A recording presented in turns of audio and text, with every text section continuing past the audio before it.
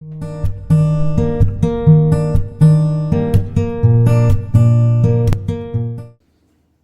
vamos a hablar de algo tan importante. Venimos hablando del Evangelio. Para mí, el Evangelio en nuestra familia, el Evangelio en todas las cosas. Amén. Lo hemos visto en la clase anterior también, cómo el Evangelio atraviesa la historia aún.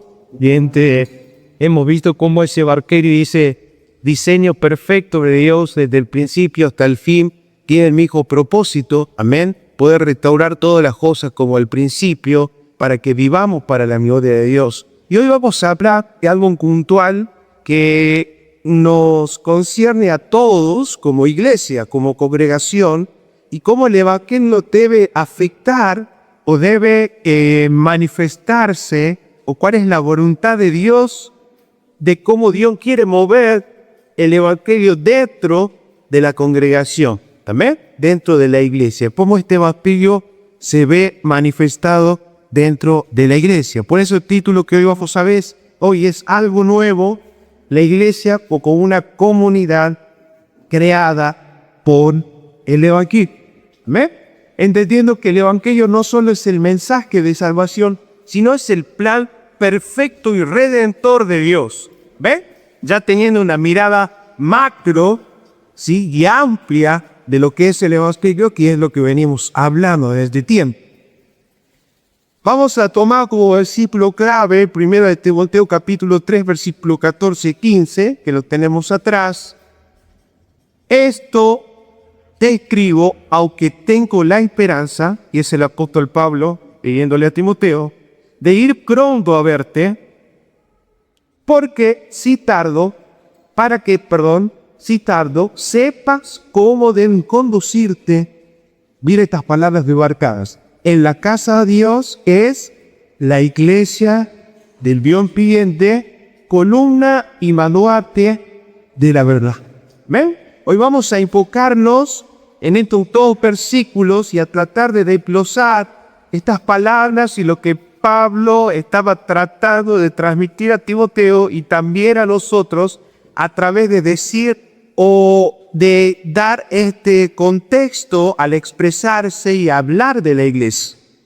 Vivimos en una generación, donde muchos tienen una idea equivocada de lo que es la iglesia, la congregación.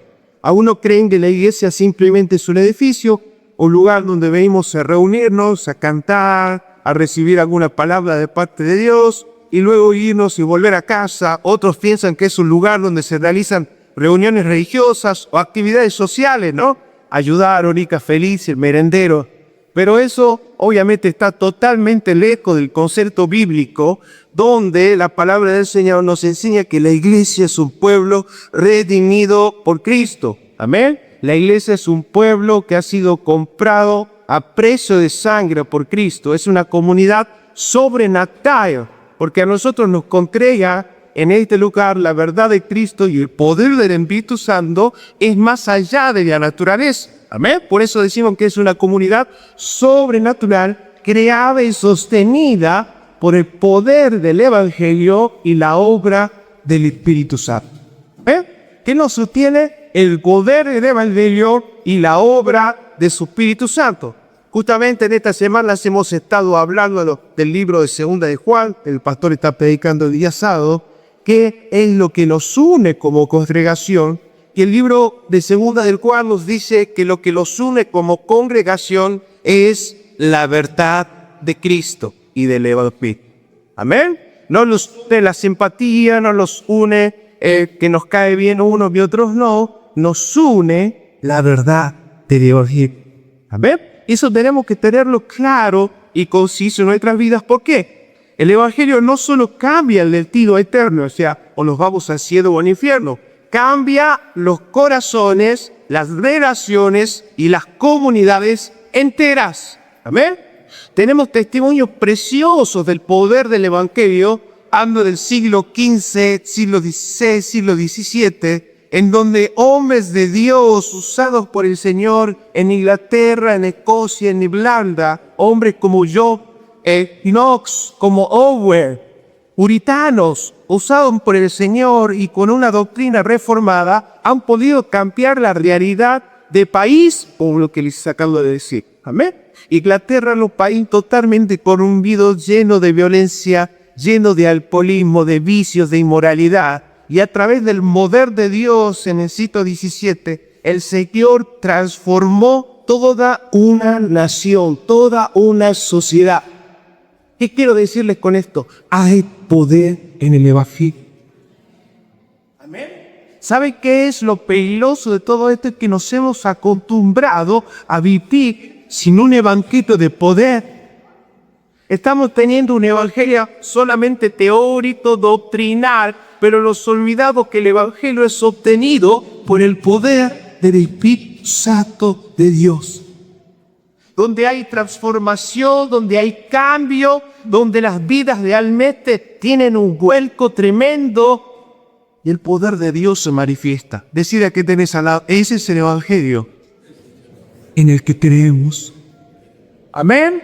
No es una religión vacía, no son palabras, es poder de Dios. Romanos 1:16, Pablo dice, no me avergüenzo del evangelio porque es poder de Dios. Esa palabra poder, dinamos, en griego, ¿amén?, está hablando de un poder que capacita, un poder que fortalece y un poder que transforma y sostiene para enlazar el propósito. ¿Amén? Es real el poder del evangelio. No nos acostumbremos a vivir un evangelio sin poder. Dios ha diseñado el evangelio con un poder transformador y que nos va a sostener hasta el día que venga a buscarnos. Amén. ¿Están contentos de conocer el evangelio? Poderoso. Amén. Ahora, donde el evangelio llega, verdaderamente algo nuevo empieza a nacer. Por eso Pablo escribe en Timoteo enseñándole cómo debe conducirse en la iglesia, porque la iglesia nos representa ¿a quién? A Cristo. Aquel que hace que ese evangelio pueda ser la verdad. La pregunta es, ¿nuestra iglesia refleja verdaderamente el poder de evangelio? Mi vida hoy, la transformación que estoy teniendo en el interior, las cosas que Dios está cambiando, cómo Dios me está llevando al arrepentimiento y a cambiar el rumbo de mi vida, hoy realmente he estado bien y está reflejando el poder de mi evangelio. Preguntémonos, porque si no es así debemos volver a la verdad del evangelio, a la raíz de este evangelio. El evangelio crea una nueva comunidad. Según el Corintios capítulo 5, versículo 17, de modo que si alguno está en Cristo, nueva criatura es, las cosas viejas pasar, todas son hechas nuevas.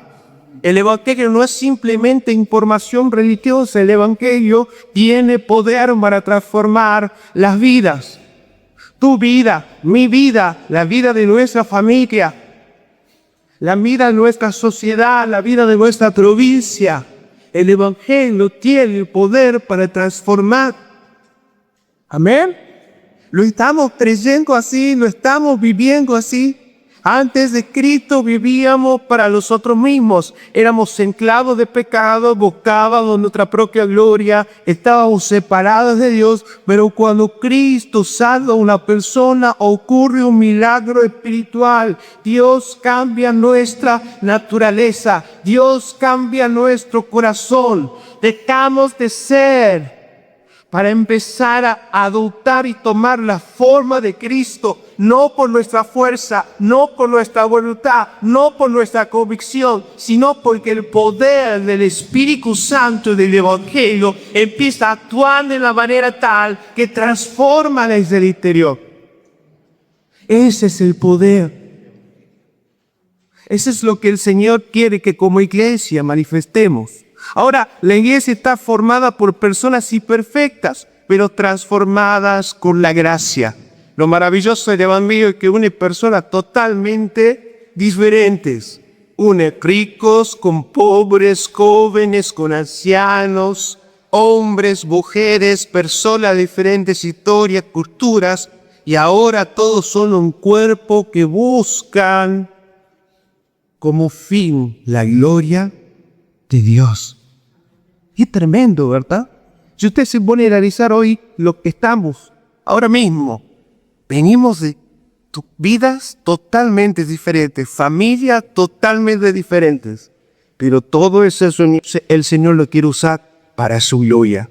Gálatas capítulo 3, versículo 28 nos muestra esta diversidad. Dice, ya no hay judío ni griego, no hay esclavo ni libre, no hay varón ni mujer, porque todos vosotros sois uno en Cristo Jesús. La unidad de la iglesia no se basa en afinidades humanas, sino en la verdad de Cristo. ¿Y quién es Cristo? Por eso debemos cuidarnos, soportarnos, perdonarnos, caminar juntos. Una iglesia centrada en el Evangelio se convierte en una evidencia visible y poderosa de que Jesús realmente transforma, de que Jesús realmente es real y que el poder del Evangelio sigue vigente hoy.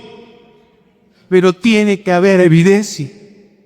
Yo te pregunto, ¿hay evidencia? ¿Estás viviendo las evidencias del Evangelio? ¿Estás viendo cómo el Evangelio te está transformando a ti primeramente, a tu familia, a tus hijos, a tu esposo, a la iglesia?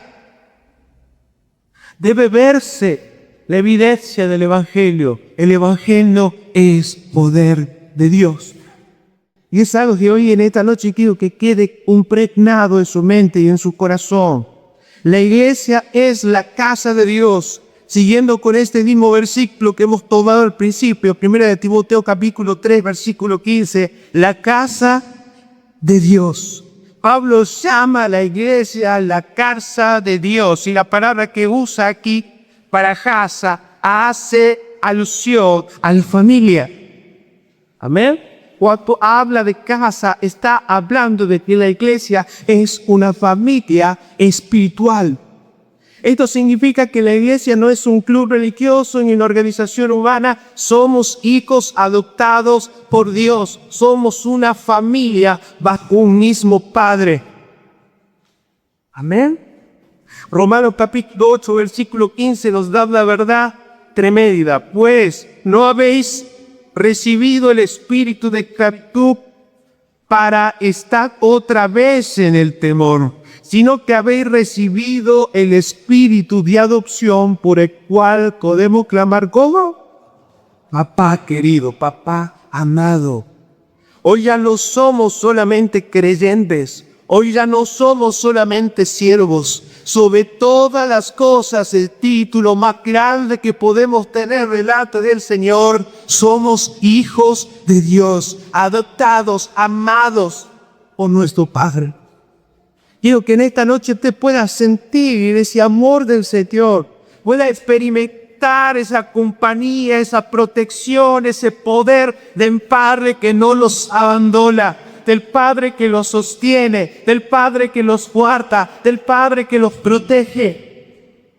Dios es un Padre responsable, nunca te soltará la mano.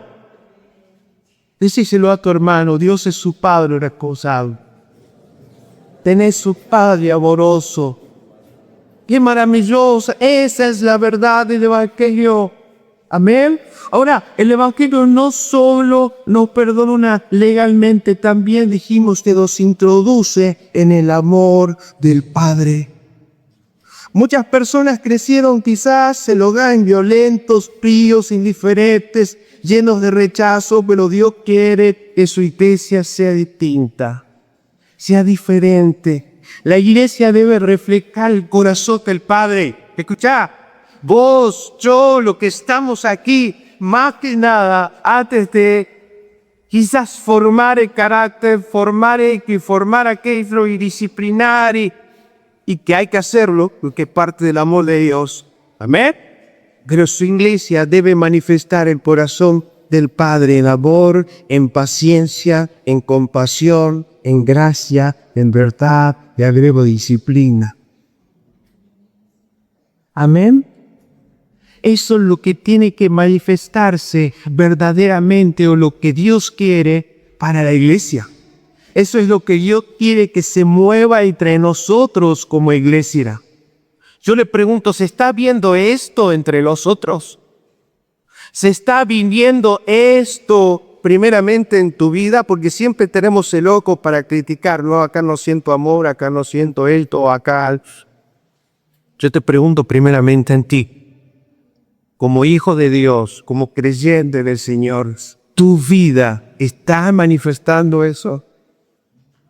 El Evangelio empieza por tu vida, primeramente.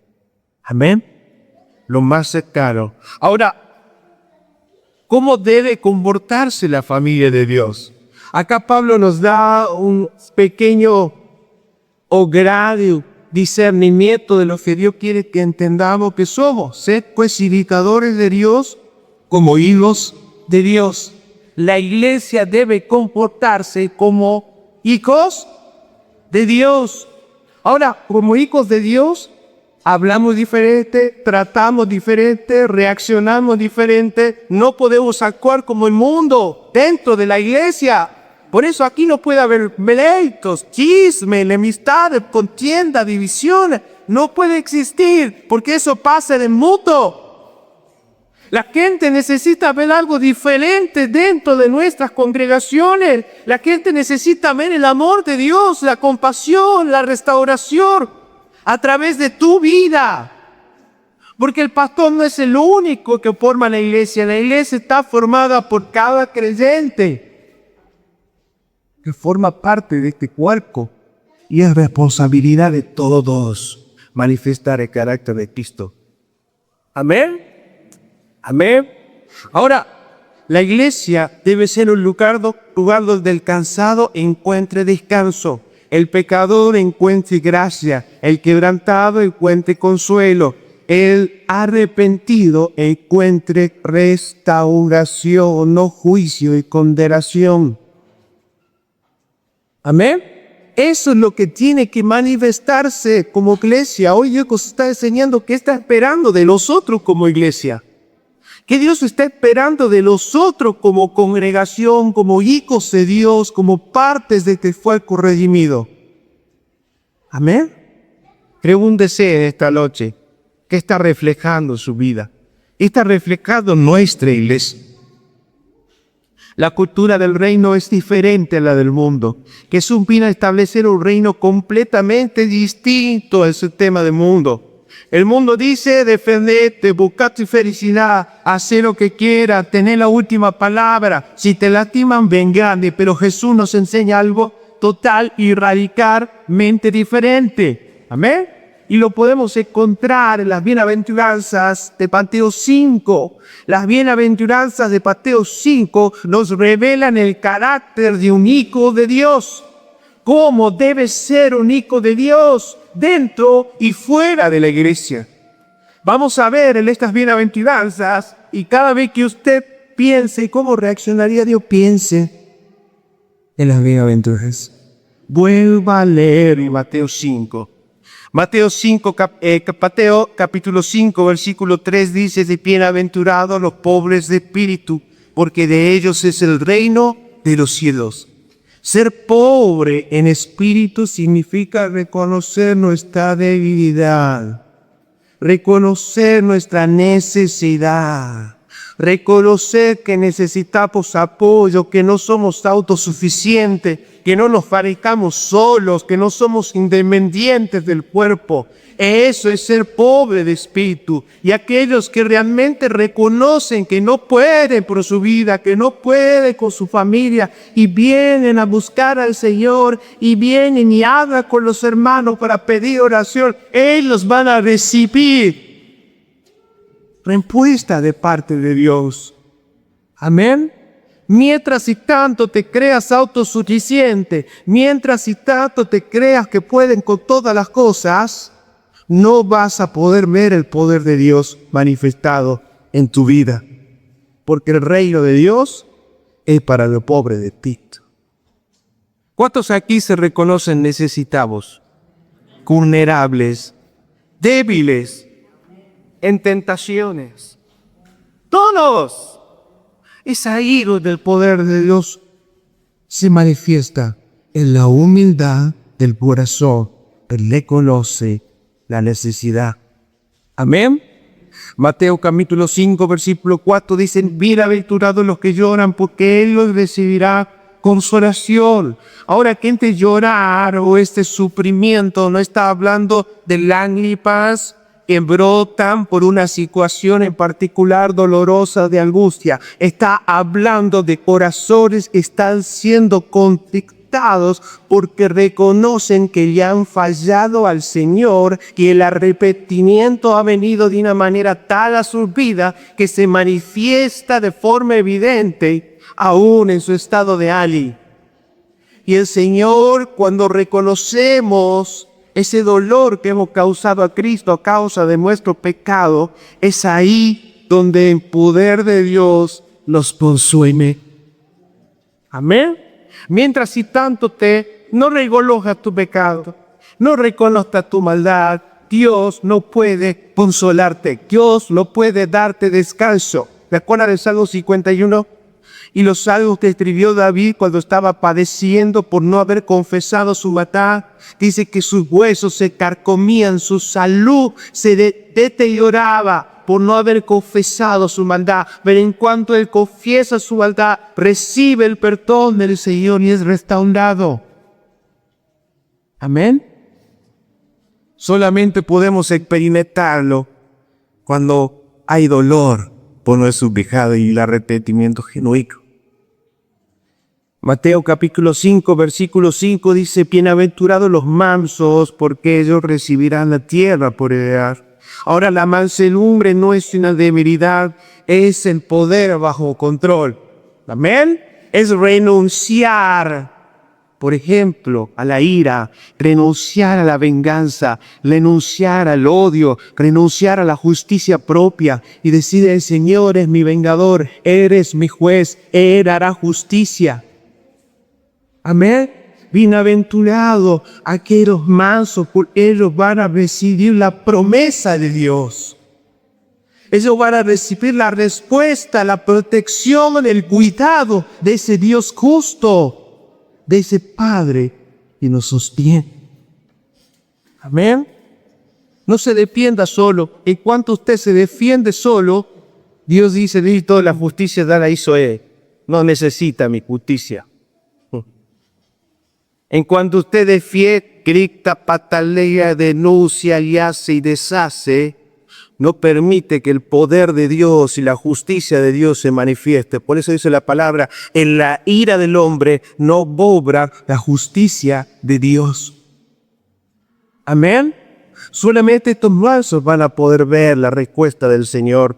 Mateo capítulo 5, versículo 7 dice: bienaventurados los misericordiosos, porque ellos alcanzarán misericordia. Los hijos de Dios muestran gracia porque ellos mismos que han recibido gracia. Entonces, cuando veas un error, veas un pecado, veas una falencia, recordad cuánta paciencia el Señor tuvo con tu vida y todavía la tiene.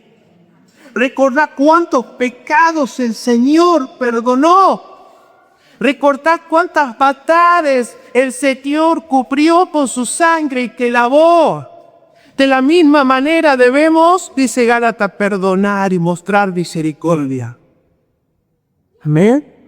Eso es lo que Dios espera de sus hijos. Mateo capítulo 5, versículo 9 dice: bienaventurados los pacificadores, porque ellos serán llamados hijos de Dios. La iglesia debe ser un lugar de reconciliación, no de división y peleas. No puede haber eso en la iglesia. Cuando en la iglesia manifiesta, en vez de reconciliación y amor, peleas y divisiones, es porque no han entendido la esencia del Evangelio.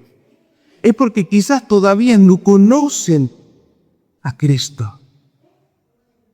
Es profundo lo que estoy diciendo. No están teniendo en cuenta la obra del Evangelio. La obra del Evangelio es amor, es misericordia, es gracia, es compasión, es paciencia. Amén. No puede haber en vuestra iglesia estas cosas. ¿Cuántos se van a comprometer en cuidar la salud de tu hijo en la iglesia? ¿Cuántos se van a comprometer a parar el chisme cuando llega al oído? A parar los comentarios que no están fuera del lugar. Porque ahí se ve la comprensión del Evangelio. Amén. Hablemos y actuemos con la gracia del Señor en el poder del Evangelio. Ahora preguntémonos en esta noche, ¿qué cultura refleja nuestra iglesia? ¿Qué cosas está pasando en la iglesia hoy ya? ¿La cultura del orgullo, del ego, de la pelea? ¿O la cultura de Cristo y del Evangelio? Amén. ¿Cuánto le da gracias al Señor? Porque ni siquiera depende de nosotros. Obviamente sin la búsqueda y el agradecimiento, ¿cómo vamos a responder a Dios por su gracia? La vamos a hacer buscando la santidad de todas las cosas. Amén. Pero esa santidad no depende de nosotros, depende del poder que está en nosotros, que si lo buscamos, que si nos humillamos y que si renunciamos a las cosas pecaminosas, ese poder se va a manifestar. Amén. Tercero, dijimos este tiempo, téngale paciencia a los hermanos, téngale amor. No lo destruya, no sea un fariseo que mata la fe del corazón de la iglesia. Amén. La iglesia sana tiene paciencia, discipula, acompaña, corrige y disciplina con amor. Por ahí está el libro de Gálatas. ¿Ven? Ustedes que son espirituales, dice el Pablo, restauren con espíritu de mansedumbre. Amén. Dios nos manda a restaurar, pero no con ley solamente. Recuerden, la ley y la gracia. La iglesia de Dios, seguimos hablando de pasar de 1 Timoteo capítulo 3 versículo 15, Pablo nombra y dice de la iglesia del Dios viviente. Nuestro Dios está vivo. Cristo resucitó. El poder del Espíritu habita en su pueblo. La iglesia no es un movimiento humano muerto, es la obra viva de Dios en el mundo. La iglesia debe manifestar. Si algo está vivo, ¿qué pasa? ¿Se mueve o está estático? La iglesia se equivoca. Amén. Y tiene que mostrar al mundo el poder del Evangelio. Mateo capítulo 18, versículo 20 dice, porque donde están los o tres congregados en mi nombre, allí estoy yo en medio de ellos. Y entonces hermoso, Salmo 133 también nos habla del poder que Dios desarda y manifiesta cuando sus hijos están unidos. Cuando la iglesia se reúne, Dios obra, Dios habla, Dios consuela, Dios confronta, Dios transforma. Todo eso sucede cuando estamos aquí reunidos en su nombre. Amén. Por eso es importante congregarnos. Por eso es importante venir a estas reuniones y aprender. Porque es aquí donde el Señor fortalece, edifica, transforma, confronta y nos lleva a una verdadera vida del Evangelio. La iglesia del Dios viviente. Debemos valorar profundamente la reunión de la iglesia. Y eso sí se lo digo y se lo pido. Cada vez que venga a la casa de Dios, venga con expectativa de lo que Dios va a hacer, de lo que Dios va a hablar, de lo que Dios va a transformar. No venga solo por costumbre, porque el que vino por costumbre y perdió el gozo y la expectativa de lo que Dios quiere hacer en su vida, solamente está cumpliendo una obligación. Y no está viniendo a comerlo. El Padre nos sirve cada reunión que estamos en este lugar. Cada vez que nos reunimos en la casa de Dios, haga de cuenta que va a la casa de su abuela. No sé si alguna vez tuvo una abuela con muchos primos. Yo me acuerdo de Tucumán cuando mi abuela estaba viva todavía, nos reuníamos todos los primos en una mesa grande y estaba toda la familia y la abuela hacía su mejor comida y nos compartía esos niños encuentros, esos tallarines y ¡ah, qué rico que era! Eso sucede cada vez que venimos a la casa del Señor. El Señor nos sienta en su mesa y nos provee los más ricos manjares espirituales para que seamos saciados a través de su palabra, a través de la adoración. Amén. ¿No es glorioso venir a la casa de Dios? ¿No lo bendice estar en la reunión? ¿No nos bendice estar juntos en su nombre reunidos? Por eso no debe faltar a los encuentros que hacemos para ver lo que está sirviendo, encuentros familiares. No falte, sea parte de la iglesia. Dios quiere servir, pero usted no se quiere sentar. Muchos de los que hoy sirven no están hoy entre nosotros. Y es una lucha y va a ser una comisión que podamos estar en este lugar, porque cada vez que abrimos la palabra de Dios, Dios sirve algo recién para nosotros. Estamos despreciados por no estar en el lugar correcto. No sé si me hago entender en esta noche. Amén. Columna y baluarte de la verdad.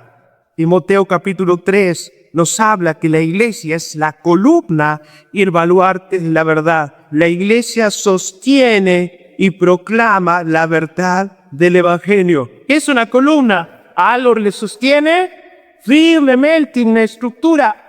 La iglesia es el cuerpo que Dios usa para sostener la verdad de Cristo. Imagínese usted cómo sería el mundo hoy sin la oposición de una iglesia. ¿Cómo estaría el mundo? Deshecho en una inmoralidad total, en una maldad desbordante. Pero la iglesia del Señor sigue siendo esa columna que está sosteniendo esa verdad. Y no somos nosotros esa columna que debemos sostener la verdad de Cristo y no dejarnos llevar por las mentiras de ideologías, pensamientos, filosofías del mundo. Amén. Somos la columna que sostiene la verdad de Dios. Por eso el Señor nos llama sal de la tierra, porque la sal es para preservar y conservar, para que algo no se descomponga.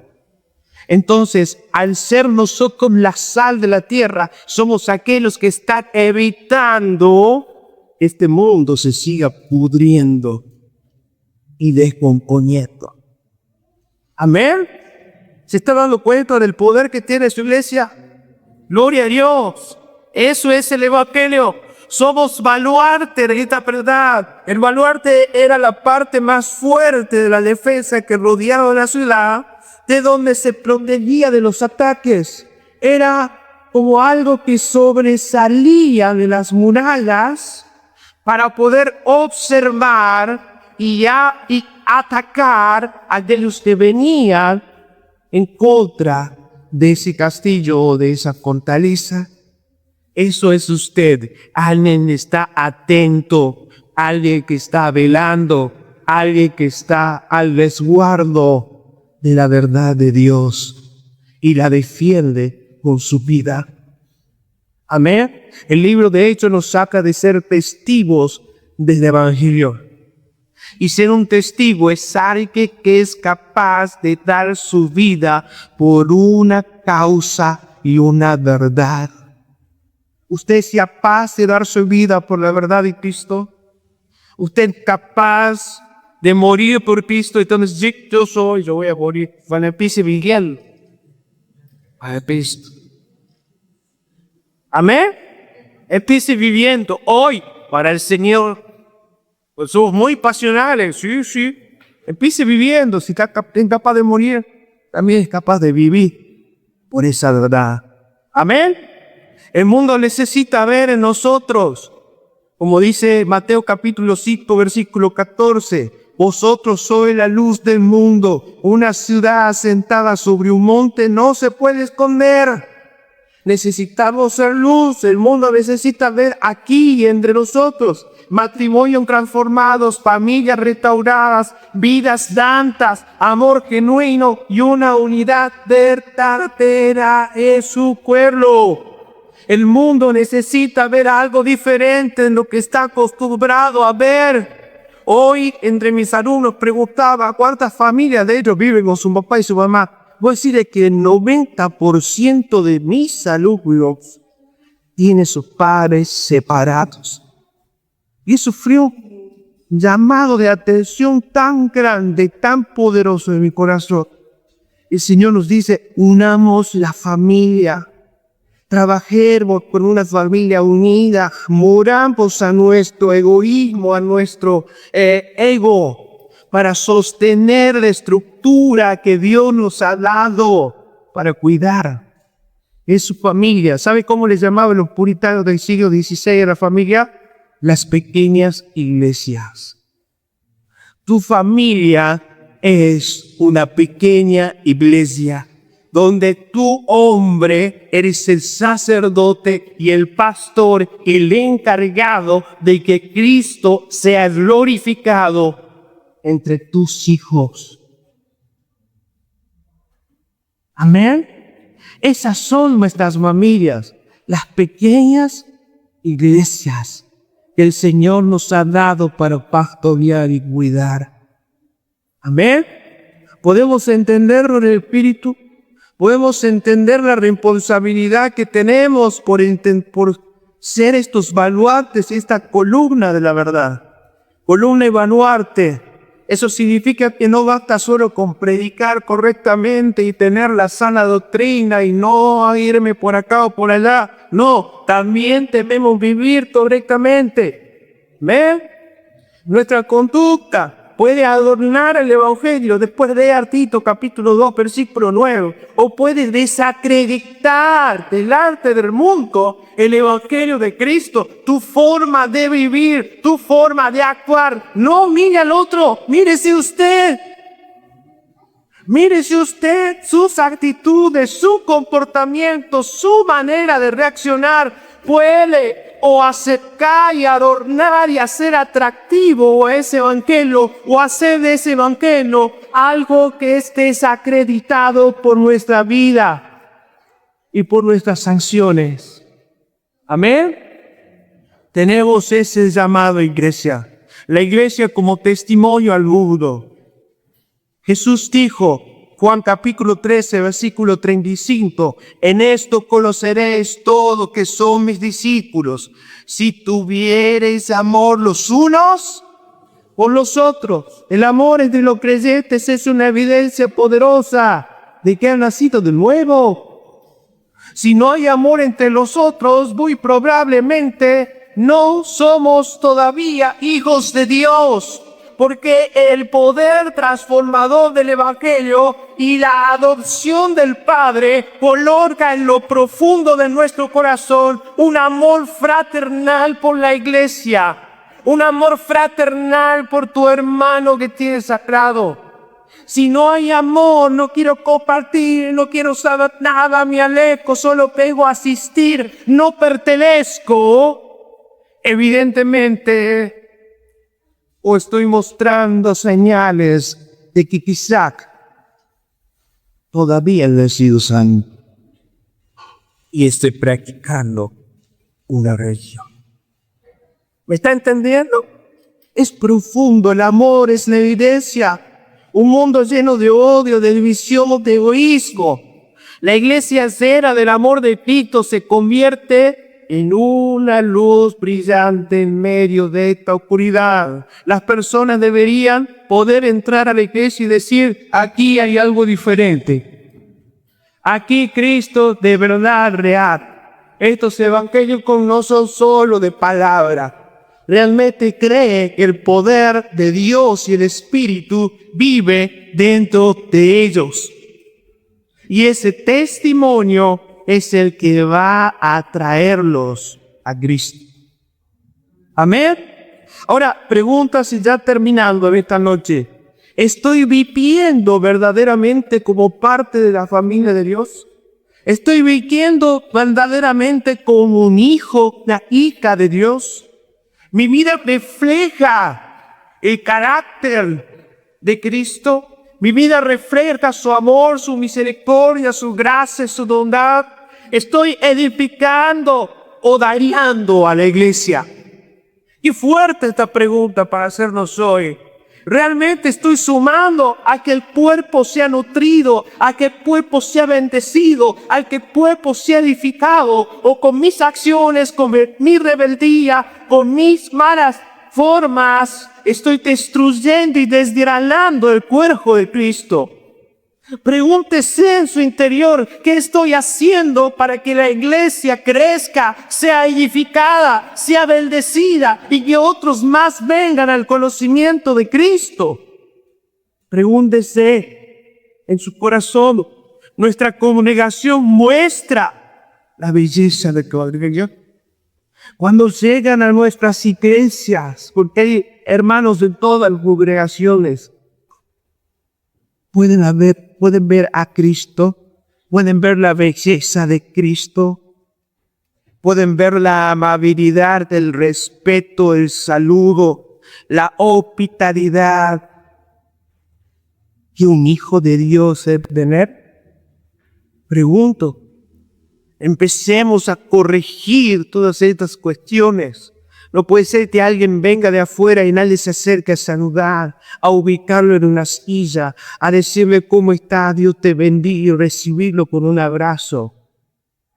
La gente cuando sí llegue a este lugar debe sentir que es su familia, que es su hogar, que pertenece a esta casa. Amén.